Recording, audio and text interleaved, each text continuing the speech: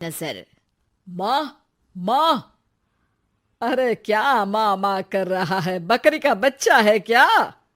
अरे माँ, मजाक छोड़ो। मुझे फाइनली वो मेन चौराहे वाली दुकान मिल गई है। अब देखना, आपका बेटा दुगनी स्पीड से पैसा कमाएगा।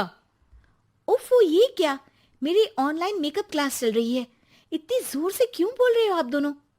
अरे मेरी धर्म पत्नी जी, मेकअप क्लास बाद में करना। वो चौराहे वाली दुकान मिल गई है हमको। अरे वाह!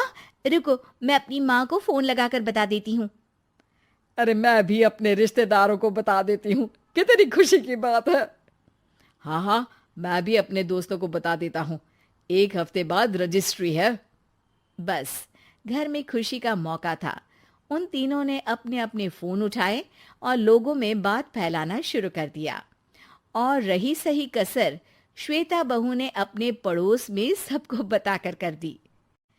अरे वर्मा आंटी, अब हम भी जल्दी कार ले लेंगे। घर का रेनोवेशन होगा और ठाट से रहेंगे हम भी। अरे, ऐसा क्या हुआ?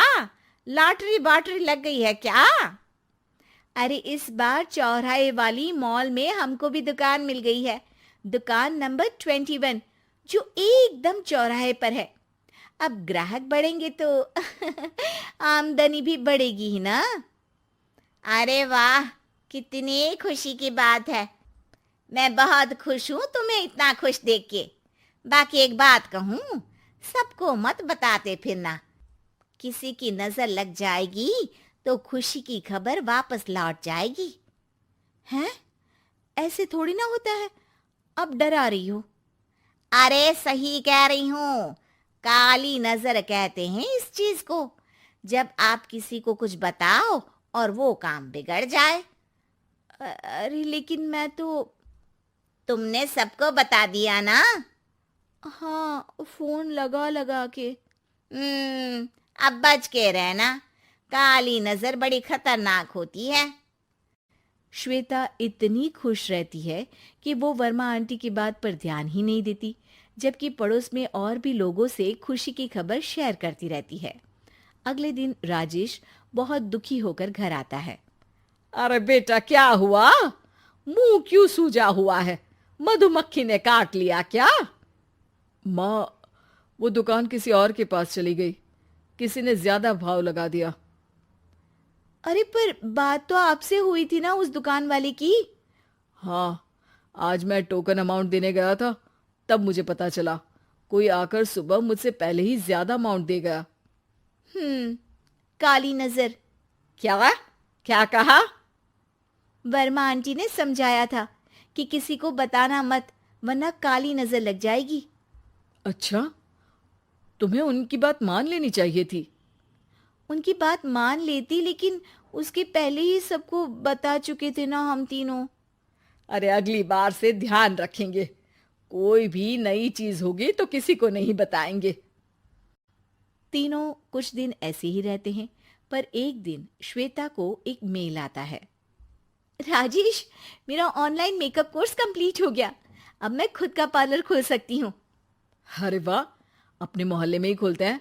ये जो घर के सामने दुकान है ना, वहीं। हाँ, यहाँ सस्ती भी मिल जाएगी। अगले दिन श्वेता वर्मा आंटी के पास जाती है, मिठाई का डब्बा लेकर। अरे आओ आओ, कैसे आना हुआ? जोर से नहीं बोलूंगी। वो सामने वाली दुकान है ना, वहां मैं अपनी पार्लर की दुकान खोलने वाली हूँ। उसकी मिठाई है। अरे वाह, बहुत बधाई हो तुमको। हाँ, मैं कमाने लगूंगी तो राजेश पर पूरे घर का बोझ नहीं रहेगा ना आंटी जी। ये तो है। पर ये बता कि तूने ये बात किसी और को तो नहीं बताई ना? अरे नहीं नहीं, पिछली बार गलती कर दी थी। काली नजर लगी किसी की और राजेश के हाथ से वो दुकान चली गई थी। सबको मत बताना। चलो मैं चलती हूँ, कल दुकान की बात करने भी तो जाना है। अगले दिन श्वेता दुकान के लिए मालिक से बात करने जाती है। अरे लेकिन दुकान तो हम कल रात को ही किसी को दे चुके हैं। कल ही? हाँ, कल ही। 2 दिन बाद कोई यहाँ पार्लर भी खोल लेगा। अब कहीं और दुकान देख लीजिए। अरे पर हमको भी तो पार्लर ही खोलना था। हाँ भाई, एक ही दुकान है, आधी आधी तो नहीं दे सकता ना मैं। राजेश और श्वेता घर पर हताश होकर आ जाते हैं। इस बार तो किसी को बताया भी नहीं था, अब किसकी काली नजर लग सकती है। सुनो, तुमने माँ को बताया था क्या? अरे कैसी बात कर रही हो, माँ की नजर थोड़ी ना लगेगी। पक्का तुमने किसी को नहीं बताया था ना? सिर्फ वर्मा आंटी को बताया था, उन्होंने ही मुझे किसी को नहीं बताने को कहा।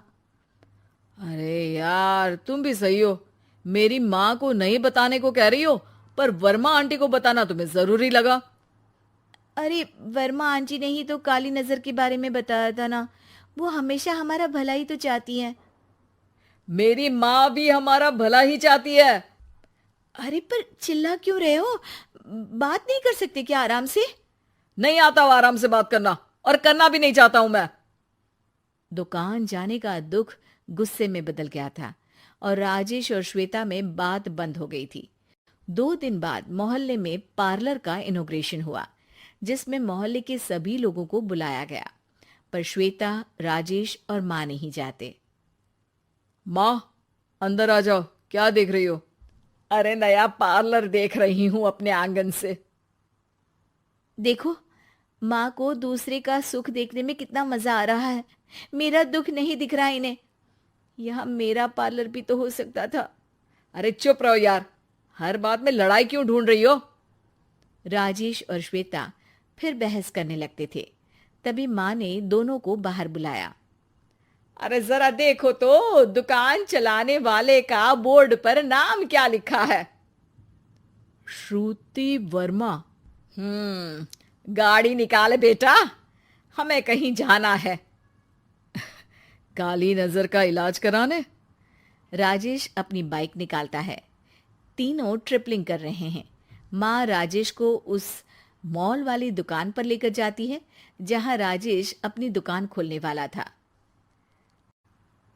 यही दुकान लेना चाहता था ना तू? हाँ, पर इनको भी दुखी करने लेकर आई हो क्या यहाँ पर दुकान दिखाकर? वहां काफी नहीं था? अरे श्वेता, थोड़ा सब्र रख, अभी पता चलेगा कि हम यहाँ क्यों आए हैं। बता, इस दुकान चलाने वाले का नाम क्या है? अनुपम वर्मा। कुछ समझ में आया? वो दुकान वाली श्रुति वर्मा, ये दुकान वाला अनुपम वर्मा, और हमारे पड़ोस में हमने उस दुकानों के बारे में बताया किसको था? अब वर्मा आंटी को। मतलब वर्मा आंटी ही हमारा काम बिगाड़ रही है?